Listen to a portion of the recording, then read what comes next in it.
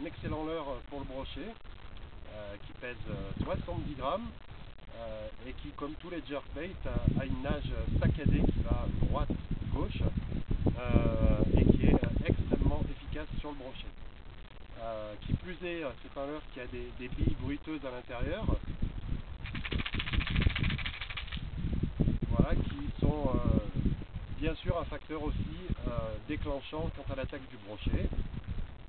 Alors comment pêcher avec ces leurres-là?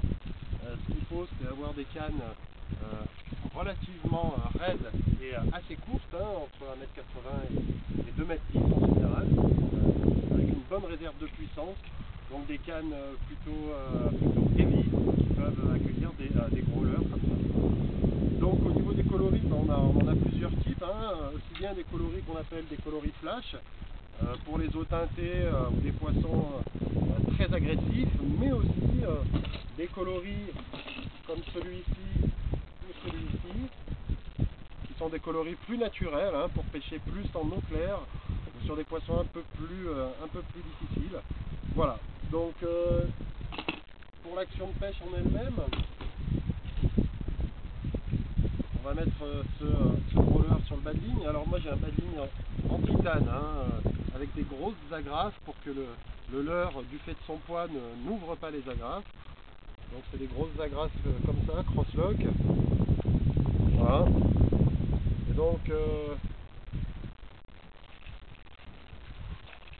la technique, c'est d'envoyer le leurre, de se mettre un petit peu en hauteur comme ça, toujours canne basse, et de faire détirer, plus ou moins long, plus ou moins sèche, de manière à faire bien nager le leurre en dessous.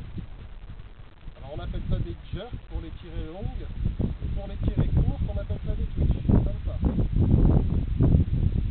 L'idéal, c'est d'alterner les deux styles de tirées, par exemple 2 tirées longues et 3 tirées courtes. Alors on va bien le leurre arriver pour cette nage si particulière.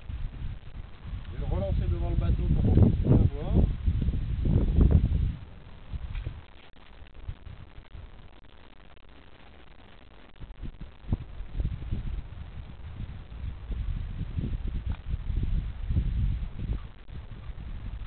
Voilà.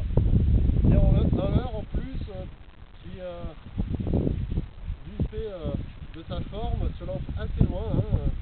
C'est un leurre de 70 grammes et sans peine, on arrive à le propulser très loin. Là, je suis déjà à plus de 50 mètres. Donc ça permet de bien prospecter les zones entre 0 et 3 mètres.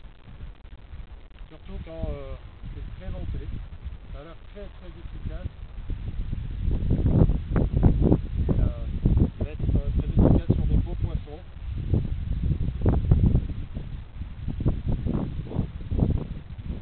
Et plus est, lorsqu'on est en action de pêche, c'est pas un leurre qui tire trop sur la canne. Et malgré ce qu'on pourrait croire, vraiment est pas si fatigant que ça.